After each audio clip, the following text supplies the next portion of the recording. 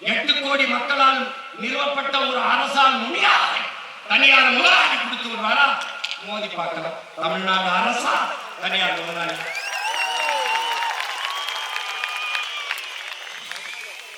உலகத்தில் ஆக சிறந்த கல்வியை பெற்றுக் கொடுங்கள் பிள்ளைகளை கற்றுக் கொடுக்கிறோம் நாங்கள். பிள்ளைகள் உங்கள் வீட்டின் செல்வங்கள் அல்ல, நாட்டின் செல்வங்கள் என்று சட்டம். ஆக சிறந்த கல்வியை என் அருமை பிள்ளைகளுக்கு கொடுப்போம். இது நமது ஆட்சி, அதன் நடைமுறை.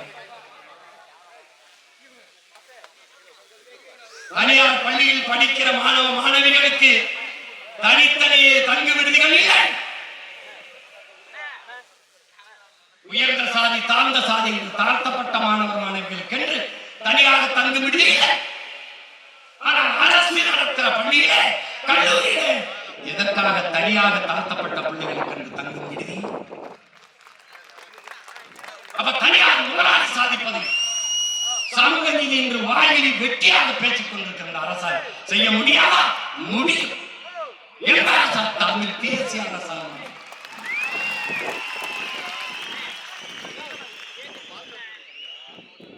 ஒவ்வொன்றிலும் நாம் பேசும்போது இலவசத்தும் வளர்ச்சி திட்டம் அல்ல வீழ்ச்சி திட்டம்.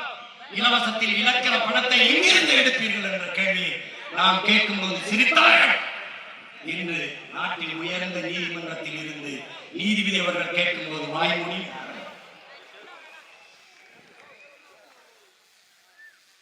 அருமை உடன் பிறந்தவனே, நீ கடன் வாங்க போனால் கடன் கொடுக்கிறவன் என்ன கேட்பான்? ஈடு கேட்பான். எதை அடமானம் வைக்கிறாய்? வீட்டையா நிலத்தையா? எதை அடமானம் வைக்கிறாய் என்று கேட்பான்.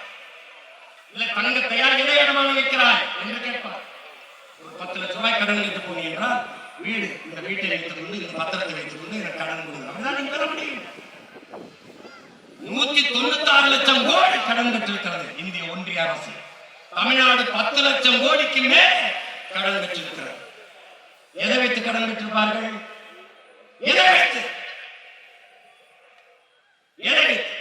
மக்களின் வளத்தை, மண்ணின் வளத்தை. மக்கள் வளம் என்ன? வரி. மண்ணின் வளம் என்ன? மீத்தேன், ஈத்தேன், ஹைட்ரோகார்பன், நிலக்கரி, எல்லாம்.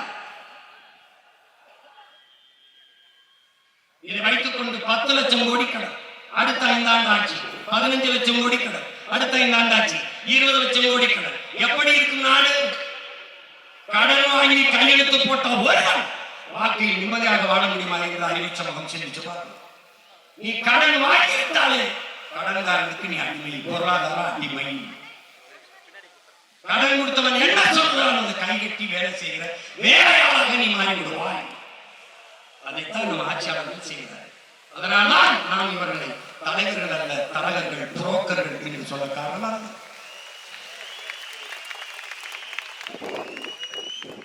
முதல்வர் என்பவர் அகில இந்திய புரோக்கர், பிரதமர் என்பவர் அகில உலக தரகர்.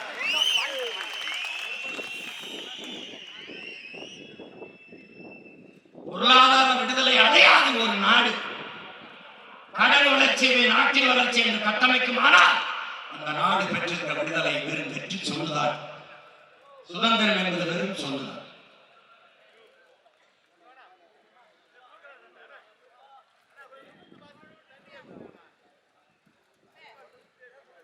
இவர்கள் ஆட்சி முறை நீ நினைத்துக் கொண்டிருக்கிறாய். திமுக அதிமுக ரெண்டும் வெவ்வேறு கட்சி என்று நினைத்துக் கொண்டிருக்கிறார்கள் என் சொந்தங்கள். ஐயோ என் பெற்றோர்களே, ரெண்டும் ஒரே கட்சி தான். ஒரே இடத்தில் எப்படி திருடுவது என்று பயிற்சி எடுத்த கூட்டம். தனித்தனியாக திருடுவார்கள், அப்புறம் கூடி ஒரு இடத்தில் பிரித்துக் கொள்வார்கள். இதுதான் இன்னைக்கு திமுகவில் அமைச்சராக இருக்கிறது 10 பேருக்கு மேலாக அதிமுக முன்னாள் அமைச்சர்கள். நீ வேறு வேறு கட்சி என்று நினைத்தாய் இதிலும் அமைச்சராக இருக்க முடியும். அடுத்த 6 மாதத்தில் இங்கே வந்து நின்று இங்கேயும் அமைச்சராக இருக்க முடியும் என்றால் ஒரே கட்சி தான். தாயை போல் பிள்ளை, நூலை போல்